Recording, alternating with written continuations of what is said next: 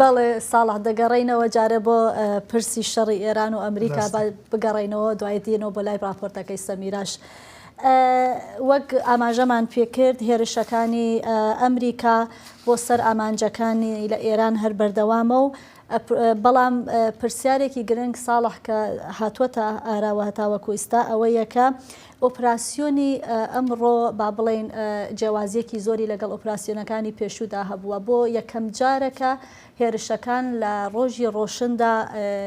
ئەنجام دەدرێن لەلایەن ئەمریکاوە لە ئۆپەراسیۆنە سەربازییەکاندا زۆرجار کاتی هێرش تەنها وردەکارییەکی تاکتیکی نییە بەڵکو دەتوانێت پیشاندەری گۆڕانکاری لە هەڵسەنگاندنی هەواڵگری و باڵادەستی با بڵێن ئۆپەراسیۆن و تەنانەت هەڵگری پەیامی سیاسیش بێ. پرسیارەکە ئەوەیە ئایا ئەمریکا تاکتیکەکانی خۆی گۆڕیوە یان چووەتە با بڵێن قۆناغێکی نوێی ئۆپەراسیۆنەکانەوە کە ڕیسا و پەیامێکی جیاوازتری هەیە لە جاران. بۆ گفتوگۆ لەبارەی ئەم بابەتەوە میوانێکمان هەیە کاک فەرزین کەرباسی شرۆفەکاری سیاسی لە هەرێمی کوردستانەوە. کاک فەرزین سپاس بۆ ئامادەبوونت. وەک باسمان کرد کاک فەرزین هێرشەکان بەردەوامن. ئەمەوێ ئەوە بپرسم گرنگترین جیاوازی هێرشەکانی ئەمڕۆ بە نسبەتی هێرشەکانی جاری پێشوو و ڕۆژەکانی ڕابردووە چییە؟ ئایا هەر جیاوازی لە تایمە یاوەکو جیاوازیەکی دیکەش هاتووەتە ئاراوە؟ سلااو ڕێزم بۆ ئێوە و بینەرانتان. هەروە کازانن ئەوە ماوەیەکی زۆرە لە دوای ئەو ئاگر بەسەکە دراو چوونە ئیسلاحەن دانوستان هەم ئەمریکا لەگەڵ ئێران لەواقع بەو قەناعەتە گەشتن یانێ سەرانی ئەمریکا بەتایبەت ئاغای ترامپ بۆ قەناعەتە گەیشت کە کۆماری ئیسلامی بە نەرمی نواندن بە مێزی دانوستان ئەو دەست لە ئەو ئامانجانەی کە بخۆیان دیاری کردووە و بەتایبەت ئەو بەشەی لە کۆماری ئیسلامی کە ئێستا باڵادەستە یانێ بەواقع ئێستا سوپای پاسداران فەرماندەهێنی سوپای پاسداران بەشی توندڕەوی ئیسلاحان کۆماری ئیسلامی لەگەڵ دانوستانان نیە لەگەڵ مزاکران نیە و هێرشەکاتە سەر کەشتیە بارەکان ئەوانەی کە ئیسلاحان 28% ئەو شتێکە تەخمین لێدراوە اقتصادی جەهانی لە تەنگەی هۆرموزەوە ڕەدەبێت و ئەمە بە بارمتەگرتن و بە گرۆگانگرتنی اقتصادی جەهانی و ئێران لەسەر ئەو تەفاهمنامە نەوەستا کە ئیتر بە ئاشکرا لە ئێران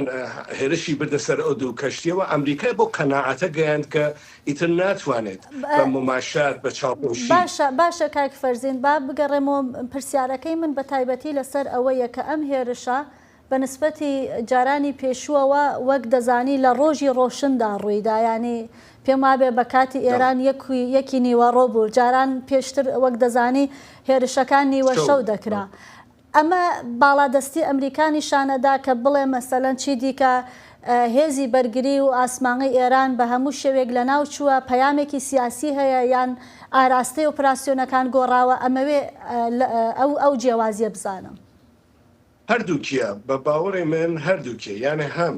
ئاراستەی شەڕەکە گۆڕاوە و هەم پەیامیشی لەگەڵایە. خواغی ترامپیش ئیمڕۆ هەر ساعتی دو ساڵەوە بەروتی ئێمە تاو جێگە ئەڕۆین کە ناچاریانکەین بە تەسلیم بوون یعنی ناچاریانکەین ئەو شەرت و مەرجێمە قبولکەن و ئاراستەی شەڕەکەش گۆڕاوە ئەوەی کە لە شەوانە ئێستا هاتکە بە ڕۆژ و بە ئیسلاحان ستێپ بای ستێپ یەواش یەواش چووگە بەرەوە وەک قورستر بووگە و ئەو بەشانەیەکە ئیسە لێ ئەدەن بەشانێکی بەشکەرێکی زۆر مهمە گرنگە و حتا لە شارەکانیش گۆڕاوە یعنی ئێستا تەنها بە بەندەرعەباس یا قێشم یا ئەو جەزایرە نییە ئەو بەشەی ئێرانی ئێستا هاتکە بەرترەوە واتە سروشتی ئۆپەراسیۆنەکانیش گۆڕاوە و فراوانتر بووە وایە؟ دقیقان چۆن هەدەفەکان گۆرەترێتەوە و من پێم وایە بە باوەڕی من بەخپێ قسەکانی ئاغای لە یەکی دو ڕۆژی داهاتووە من پێم وایە شارەکان تری شەکرێتەوە و ئەلبەتە کۆماری ئیسلامیش لە بەرامبەرە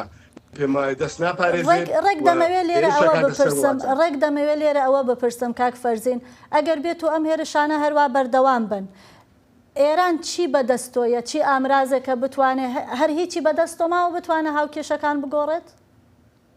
بەڕای من ئەوەی کەیسش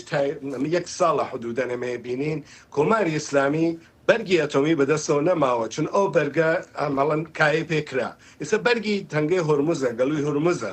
گەڵووی هۆرموزیش ئەوە ئەمریکا بەپێ ئەم پلانەکە ئێستا هەیەیانەکە بە قەشەم مەشهودە یانە ئێبینین خەریکن پاکسازی ئەو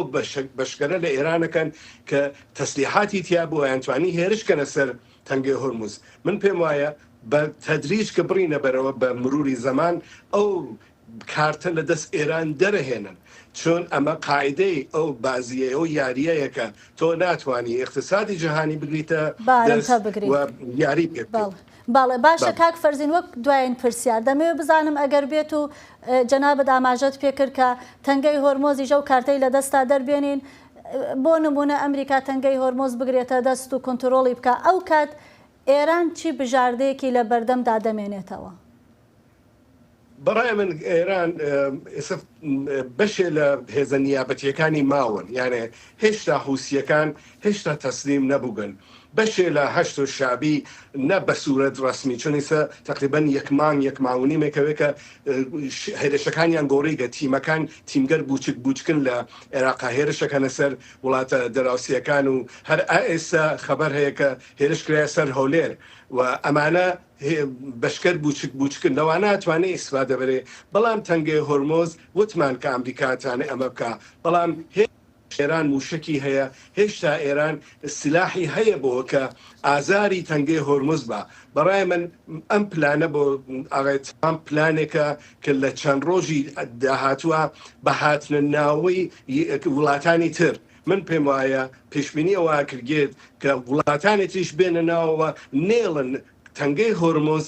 بەدەست ئێران و ئاوا تووشی کێشە ببێ اقتصادی جیهانی زەرری گۆڕی لێ ببینێ. بەڵێ فەرزین کەرباسی شرۆفەکاری سیاسی لە هەرێمی کوردستانەوە سپاس بۆ ئامادەبوونت.